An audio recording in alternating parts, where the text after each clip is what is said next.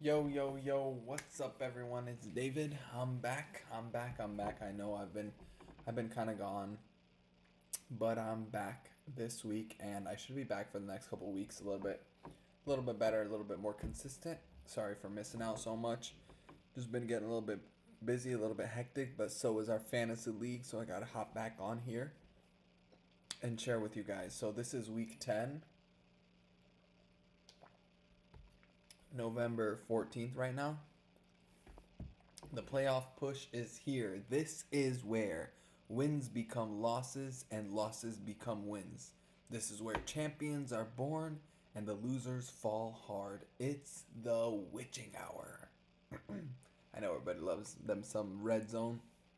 But yeah, we basically have 2 weeks until our trade deadline, and we had some trades happen over the past couple of weeks that I'm going to be going over in this episode. And we just have a couple more weeks until the fantasy playoffs, which is crazy. I feel like this fantasy season is going by so fast. So, a couple weeks until the fantasy playoffs, and then a couple weeks after that until the football playoffs. Hopefully, our Buccaneers can get some better luck and actually start winning some games because Bucks and Seahawks both kind of suck right now. Like they're both good teams, but for some reason they just can't finish those games. Like the Bucks literally overtime lost to the Falcons, and then overtime lost to the Chiefs. Barely lose to the Falcons the other time they played them, and now they barely lost to the 49ers on a field goal. Like that's like games where like just one play they could have been like, had such a better record. One play. And this is the same thing with Rossi's fantasy team. So let's go into that first. Let's do the best matchup first this week because it was me and Rossi. I beat him 108.48 to 108.34, a 0.14 game. I was kind of stressed out that stat correction might actually change something because that's literally 2 receiving yards and Rossi wins. But I pulled out the dub. Let's go. And it's like it was fun because it's the closest matchup I've ever had in fantasy. Just feels good to be on the winning side. I feel bad for Rosti. Um, and already we've had 2 times we've played each other. I beat him twice, but I beat him by a grand total. If you combine both my wins, the margin of victory, my total margin of victory over him is 2.44 fantasy points. I beat him by um, 0.14 this time, and it's like 2.3 last time. Like, just barely beating him. Like, Rossi's in these close games every week, and it's like, if if Rossi has like those extra 15 fantasy points for on the season against me against other opponents, he could be like instead of 3-7, he could be like 7-3. Like the guy is so close to having such an amazing record. He's just like 2 points every week and then he wins. Like I don't know how he does it, but it's always fun to be in a matchup with him.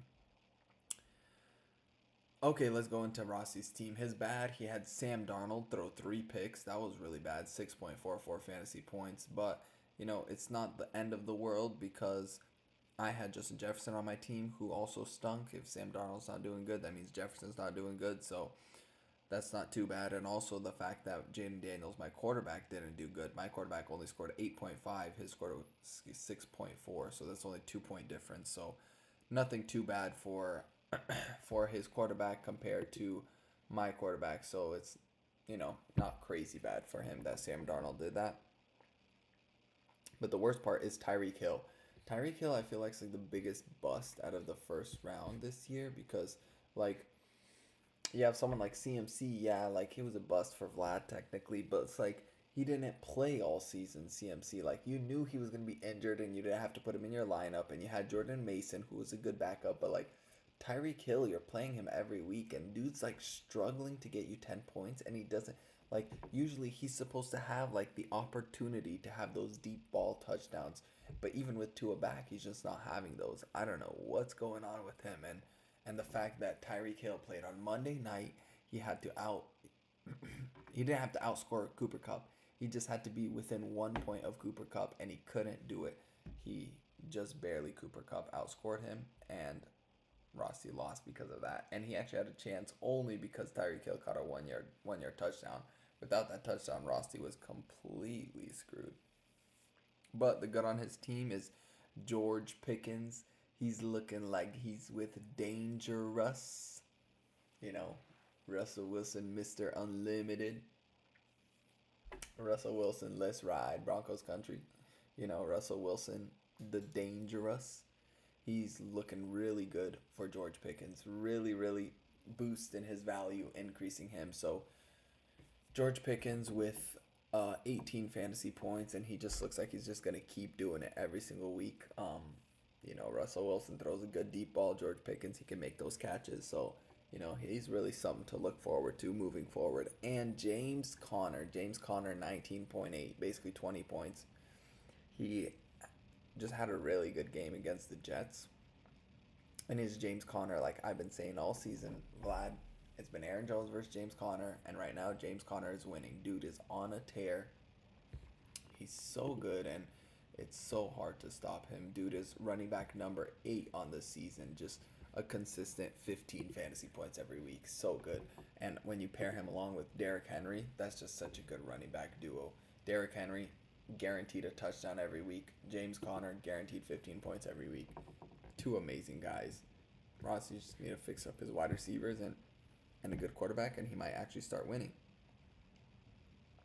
Okay, next we'll go to my team. The bad, obviously, Jaden Daniels, only 8 points. And I was so mad about this game because literally they had 3 rushing touchdowns, 2 to Austin Eckler, 1 to Jeremy McNichols, 0 to Jaden Daniels. And I have Brian Robinson, who was injured. He was out this game. I could have had so much more. And one of those rushing touchdowns, literally the play before Jaden Daniels throws, it was like a 2-yard pass, throws it right into the chest of Noah Brown, and the guy decides to jump for it. So he jumps right in the end zone, wide open. The ball hits him in the chest, but it goes a little bit lower. And literally, like, the dude's wide open, jumps, ball hits him right in the chest. He closes his hands and just falls down and drops the ball. So 0 touchdowns for Jaden Daniels, 8 points. Nothing too good. But really, the disappointing thing was my 2 main wide receivers, Justin Jefferson, 7 points, Zay Flowers, 5 points. Justin Jefferson, he was going against an easy defense, the Jacksonville Jaguars, and he had 9 targets, and he only scored 7 fantasy points. But, it's nothing too crazy, too bad. This is Justin Jefferson's, first bust game. Other than that, his lowest points on the season was a 12-point game, so he's Justin Jefferson, the best wide receiver in the league. There's nothing to it. He's going to bounce back. Sam Darnold just kept throwing interceptions when targeting Justin Jefferson. And Zay Flowers, the only upsetting thing is, yeah, he's going to have boom and bust games, so 5 points. It's nothing too bad. But the fact that he was in that blowout game where I think Lamar threw 4 touchdowns, Joe Burrow threw 5, Baltimore versus Cincinnati, he was in that game and he only scores 5, that was sad. That was really sad to see. So hopefully Zay Flowers, next time they do a big game like that, he'll do better. Also, I want to say something real quick. Our tight ends both scored 6 fantasy points. Nothing crazy. I was surprised Otten didn't do better for Rosty because the Bucks were actually pretty close in that whole game against the 49ers. And if they're close, you would think it's Otten, but apparently it's just the Bucks running backs.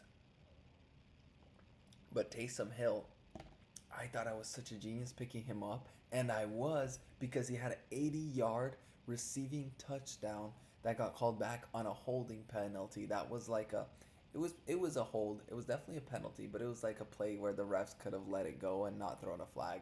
So I would have had crushed if Taysom Hill,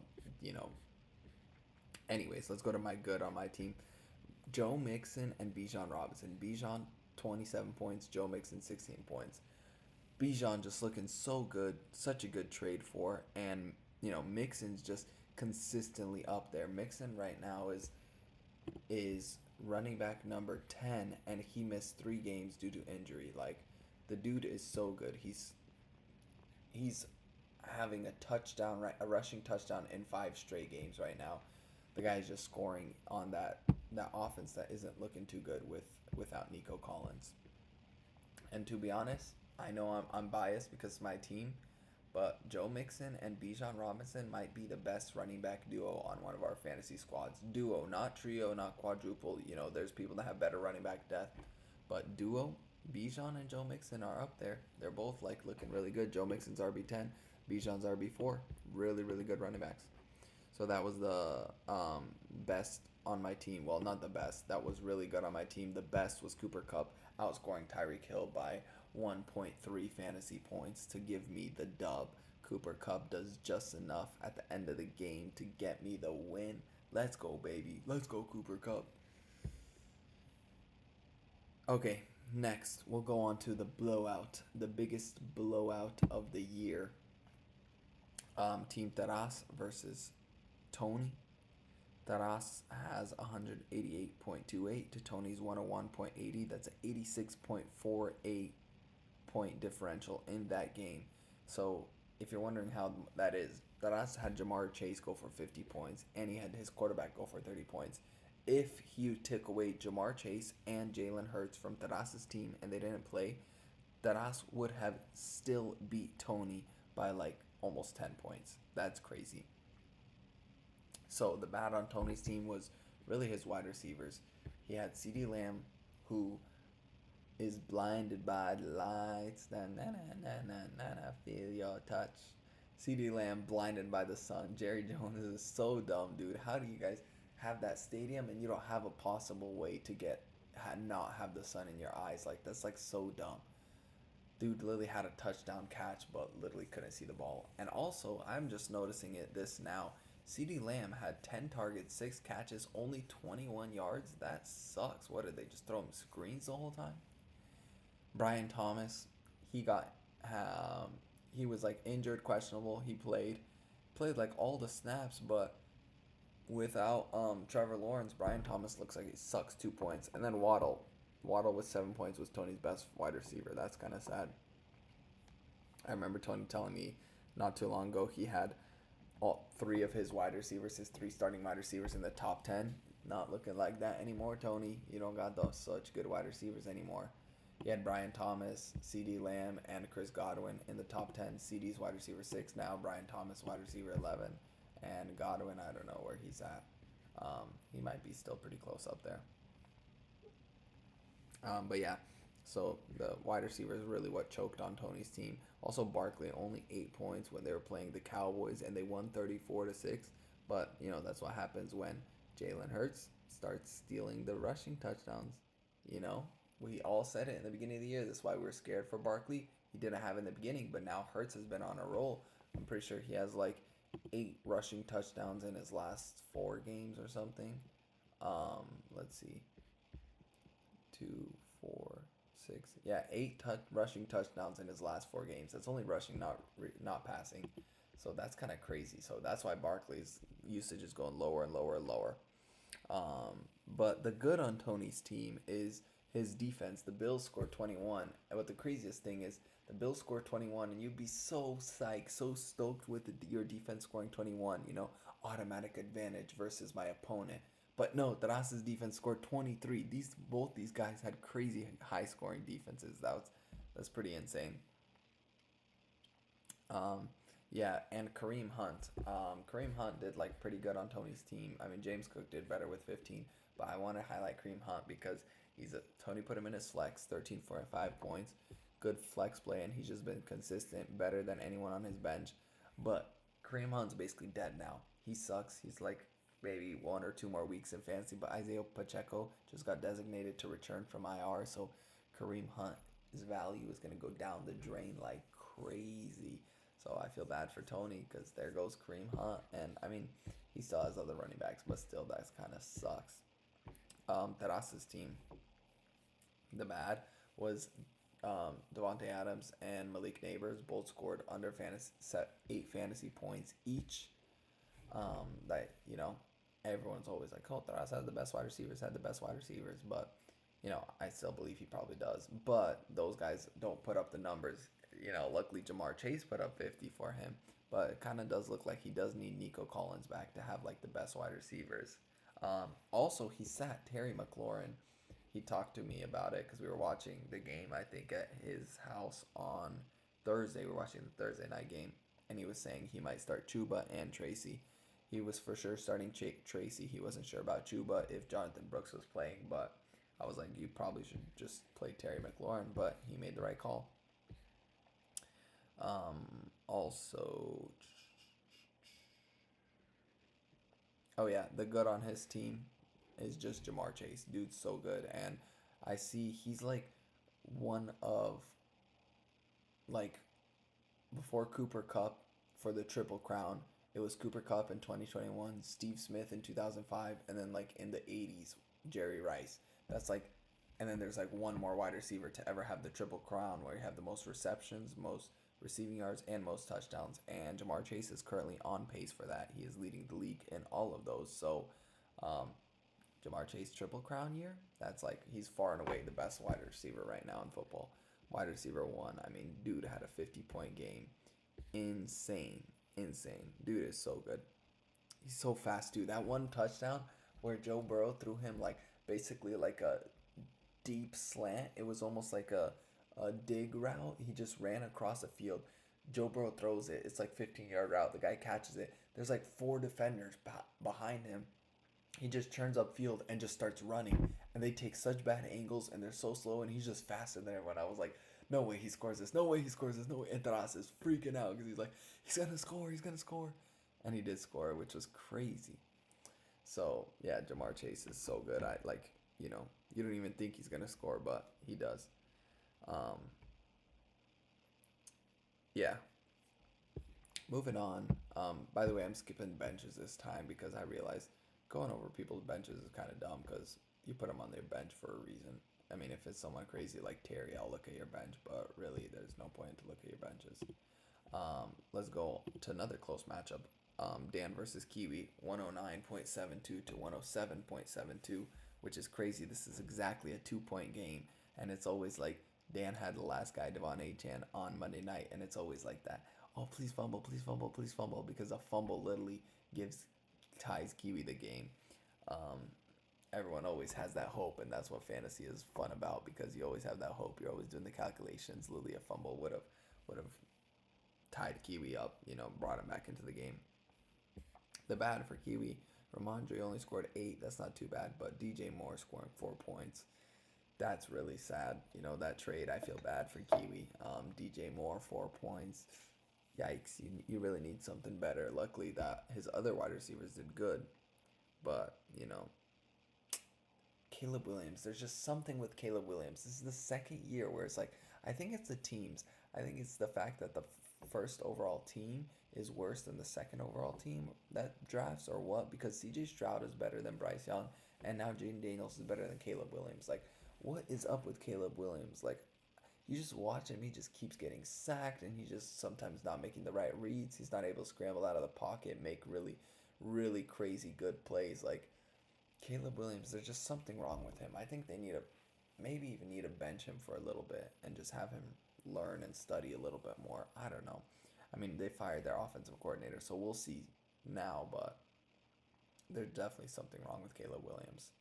Um, and yeah, that was pretty much the bad on Kiwi's team. I mean, his tight end only got 7 points, but Dan's tight end didn't do too much better. And then his defense, 5 points. That's nothing crazy. But the good on his team was his wide receivers. I mean, they didn't pop off like crazy, but they didn't do bad. Marvin Harrison, 13. A.J. Brown, 13. Deebo Samuel, 10. He actually has 3 wide receivers now that he can start because that's why he made that trade away Bijan because he was looking for a wide receiver. And A.J. Brown did pretty good against the Cowboys. 13 points. He did all right. Also, a good thing Kiwi did was starting the right quarterback, putting in Purdy over C.J. Stroud. Um, Purdy scored 23. Stroud only scored 9. So that was a good coaching decision right there. Vlad, maybe you should learn from Kiwi. I'll go into your team a little bit later, but you definitely need to learn how to pick up quarterbacks. Kiwi can teach you something. Going into Dan's team. The bad on his team was Devontae Smith and Jordan Addison. They combined for just over 5 fantasy points. The wide receiver 2 and the wide receiver 3. I know Dan was like a little slim because T. Higgins didn't play. Jaden Reed was on bye. Mike Evans is still injured, but Cortland Sutton, 16 points on your bench definitely doesn't feel good when you have Devontae Smith and Jordan Addison putting up those numbers. But that was pretty much like really the bad on Dan's team. I mean, Achan, scoring 7 points. You could be upset with it, but it was just enough for him to beat Kiwi, so it's not too bad. Um, but his good on his team is first of all Joe Shiesty, Joe Burrow, 4 passing touchdowns. The guy is playing so nice. I love Joe Burrow. Just watching him, he's so good. 4 passing touchdowns, 33 fantasy points. Dude is a beast, playing really good. But the Bengals keep losing. I don't know what's wrong with Joe Burrow. But really, what I wanted to talk about Dan's team is, he beat Kiwi, and his team was almost like it was just consistency all over the board. It was like almost like death by 1,000 cuts. 12 from the kicker, 13 from his flex, 15 from Amon Ra, 13 from running back, 7 from running back, and it was just like very consistent. He just didn't have like other than those 2 wide receivers and his tight end did pretty bad. He didn't really like crazy bust. 109, but like he didn't have anyone other than Joe Burrow have a boom game, and that's your quarterback. You expect him to score like 20 to 30 points. So yeah, it was just interesting for Dan to get a win this week with that kind of score. Let's go to the last matchup. Is Mr. Trades a Lot versus the first loser. First loser, because Vlad gets second place. He got a second place a couple times in a row, so he's the first loser, and he's the first loser in our league because he keeps losing. He's 7 losses in our league. Basically, Dennis versus Vlad. Dennis 128, Vlad 98.44. This wasn't really an interesting matchup. The only thing about here was they traded with each other right before this week. Drake London for Christian McCaffrey. And it was like the most even trade you could possibly make because they scored the exact same number of points, 13.7. So they just switched those points from your running back slot to your wide receiver slot. 13.7, 13.7. Yeah. Vlad, I wanted to say the team name curse is real. He made his team name Don't Fear Dak is here. And now Dak's gone, and he doesn't have any good quarterbacks. The quarterbacks he keeps picking up suck for him. 10 points from Kirk Cousins. That's bad. He just needs a quarterback. Also, Kyron Williams. Kyron Williams only 8 points. Lost a fumble. No touchdowns. Ever since Vlad said something about, he said something like, oh, someone get Kyron off my team. He doesn't deserve it. He's too good to be on my team. Well, he deserves to be on your team, Vlad, because he's not that good anymore. He keeps sucking now, dude. I don't know what's wrong with Kyron, but since then, he's had his worst 2 games of the season. These last 2 games, 10 and 8. Other than that, he was never under 12 points and no touchdowns in the last 3 games, I believe. No, he had a touchdown 3 games ago. No touchdowns in the last 2 games. So yeah, Kyron Williams sucked for Vlad. And then Sterling Shepard. How do you play Sterling Shepard in your wide receiver 3? Like, I feel like I could pick up a better wide receiver off the waivers. Sterling Shepard, that kind of sucks. 1.5 points. He would have looked like a genius if he scored a touchdown, but he didn't. So, moving on to the good. Drake London, good pickup for Vlad. He needed wide receivers, and converting McCaffrey into London is not very good, but it's a pretty good pickup. Him scoring 13 points, and he's just a consistent guy. That's 13 without a touchdown. If he gets a touchdown, he gets that boost. Jennings, also Juwan Jennings was a good waiver ad for Vlad. 12 points this week, and he looks like he's going to stay involved in the offense because McCaffrey was back, Kittle played, all these people are playing, and Juwan Jennings still gets his 11 targets, 7 receptions, 12 fantasy points. So that was really good ad for Vlad, somebody who needs wide receivers, because all his wide receivers keep getting injured. DK, Chris Olave, every single one. Also, Travis Kelce, just really consistent, 16 points, got a touchdown against Denver. And he should have had another touchdown where it was like a 1 yard play. Travis Kelce's in the back of the end zone. Mahomes just throws it way over his head. So Kelce's been pretty consistent recently. I would say since Rashee Rice got injured, Kelce's been playing pretty good. So that kind of saved Vlad's draft pick of the tight end there, unlike Rosty, who drafted Laporta around the same time as Kelce, and now Laporta is on the waivers. I think Tony picked him up. Let's move on to Dennis's team. Dennis the bad. He's very bad at managing tight ends. That's what I'll say. He picked up Mike Gesicki, but he also picked up Mark Andrews, who he's been like playing around with all year. Mark Andrews drafted him, then he hated him for so long. He hated him. Finally decides to cut him, and then finally Mark Andrews decides to do good, and then now Dennis picked him back up, and he didn't play him, and Mark Andrews had 15 points where Gesicki only had 5. So he left 10 extra points on the bench, but it doesn't matter too much because he still won. But the crazy thing on Dennis's team was that his 3 running backs were Christian McCaffrey, Breece Hall, and Chase Brown. And you know who scored the most points? Chase Brown by 5 points almost. He scored more than McCaffrey and Breece Hall. That's like insane to say. Imagine at the beginning of the season you said to somebody, there's a week where Chase Brown's outscoring McCaffrey and Breece Hall, and they all played the full games. That's really insane. Um, yeah, so that was his good. His running backs all scored over 10 points. Breece has been kind of disappointing, but what can you say? Also, Tank Dell, only 5 points. That was kind of disappointing. But the gut on Dennis' team was basically anyone he had on Thursday. Other than Mike Gesicki, he had Lamar 32 on Thursday, Chase Brown 17 on that Thursday game, Mark Andrews 15 on that Thursday game. If he would have played Mark Andrews instead of Gesicki, that Thursday game would just set up Dennis for success. Um, just whenever the Ravens play and I guess the Bengals, Dennis has good fantasy outcomes. All right, so that's basically it for the matchups. Let me go into trades. Because we had some trades happen recently, and I just wanted to talk about them really quickly. I know it's like after, already a few weeks after, so I'm kind of cheating now because I know more of the outcome of the trades because I know what the players did and what they're going to do.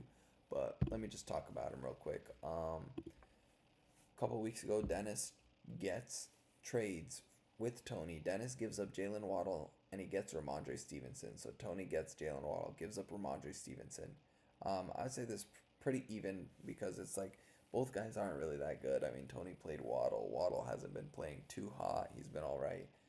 Dennis Ramondre, he hasn't been playing too good. I mean, he had a game where he had 2 touchdowns or something like that, but he's just like a mid to low end RB2.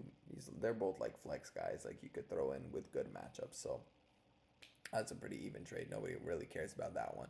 But now let's get into the bigger trades.